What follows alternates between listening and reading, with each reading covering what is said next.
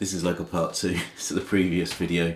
The comments that you've been putting into that section has really just made me think more and more about it. And I signed up last year for a part-time course in psychology conversion, and it was in Sussex University. And I wish I kind of had time to do it. I pulled out, and bless Sussex University, they gave me a refund.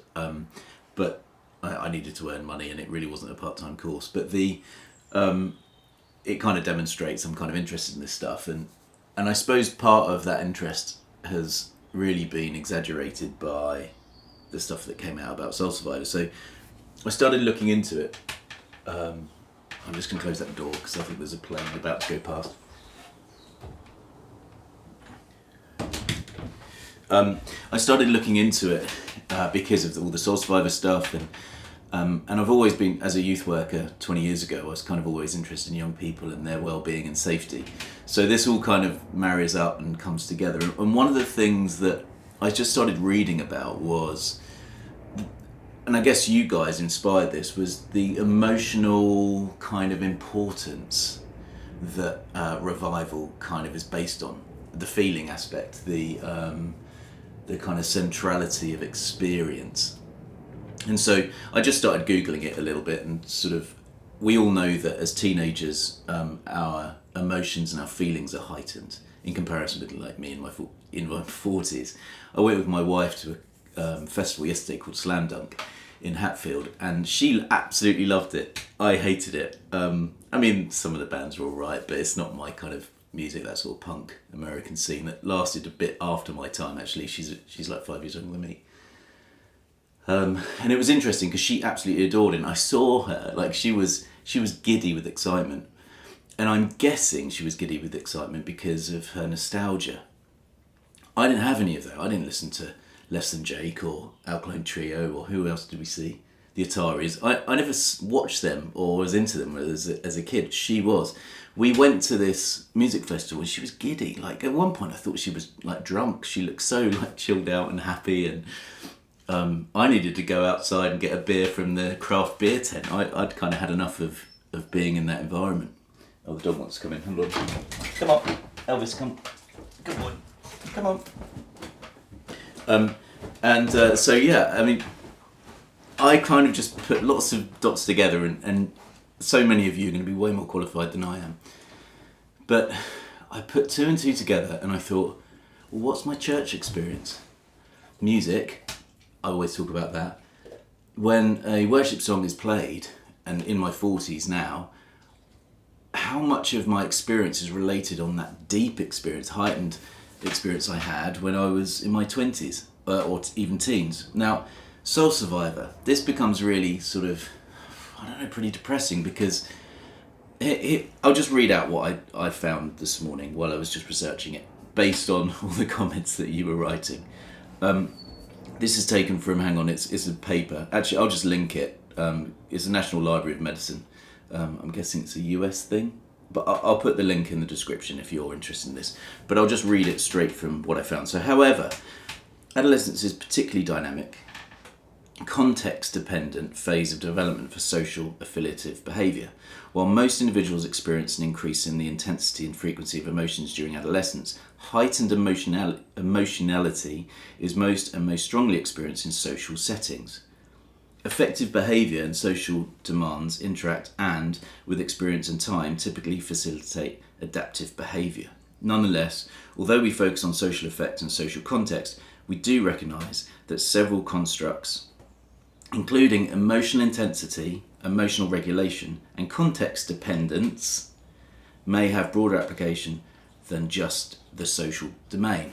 Now, I don't want to be overly, like intellectualizing this. I'm not an intellectual, and I'm not an academic. I finished with a BA, and that was in youth work and theology. I'm not an academic, but I am interested in this stuff. Actually, I text Dougie, who spoke to me on one of these other videos, and if you haven't seen them, watch them. I'm going to see if I can talk with him now. They're quite fun. Can you talk now, making a video at this moment? Let's see if he'll go on video. I'm just going to phone him, actually. Video call. He's probably out, but I'm just going to try it.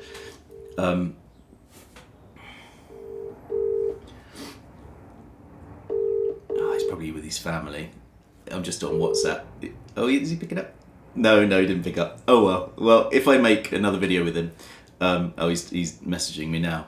But what the things I'm starting to bring together are: is it unfair to create a church that relies on? He said, "Give me a call this afternoon if you're free." Okay, I'll call him later, and maybe I'll make a part 3. But with Soul Survivor, and my experience in my teens in the 90s, church was an emotional experience. Music was fantastic. I've mentioned it before, but like Kevin Prosh, I remember, had a huge impact on me. He came to the church that I was in, played. I saw him at Soul Survivor. I listened to his music. Delirious, I remember going to see, and I bought the album like we were all supposed to.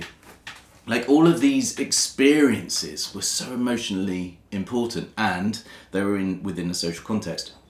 So as I observed my wife yesterday at this concert, pop punk, she had a nostalgic experience that was related to a social context where she connected with others and had this kind of, it brought her back, and it was so funny. Everyone was like a bit younger than me. I felt old. They were all like 36 to about 41.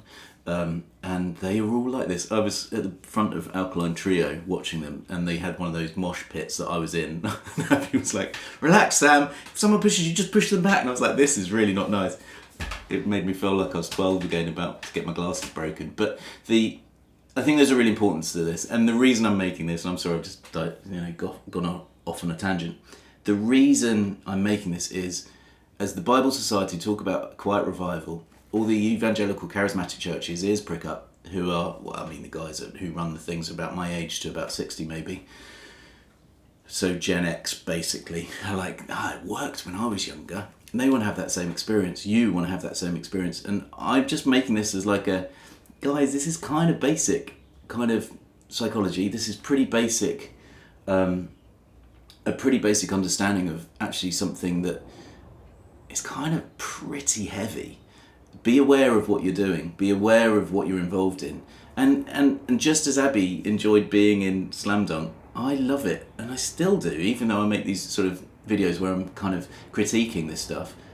It still feels good to me to have it reminds me of the deep feelings I had that I can still visualise massively at the front of a Soul Survivor cattle shed in, Shepton Mallet, where I was an arm's length away from the worship team, Matt Redman and everyone, and I was singing, and I felt like God was giving me a new voice.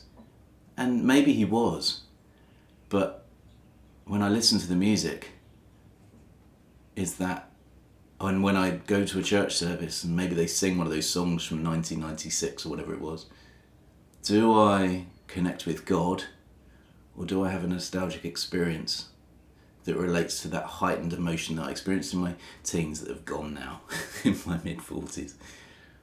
And the older we get, the less those emotions are readily experienced as a new thing. We kind of become more and more dependent on nostalgia, right? I don't want church to be a nostalgia trip for me, whilst I'm engineering an experience for people in their 20s or teens. I want real stuff. And in advertising and things that I work in on the side, we always talk about authentic.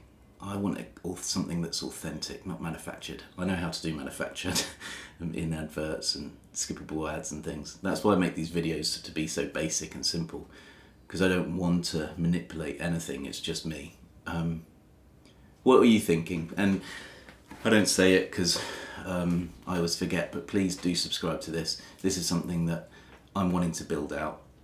Something where we can reflect and talk, and please do get in touch. Please send me emails, and if you want a conversation that we can film, you've got experience and you're more senior and experienced than I am, more academic, I'd love to have a chat with you. So yeah, thanks for watching this one. Sorry it was such a long one. Cheers. Bye.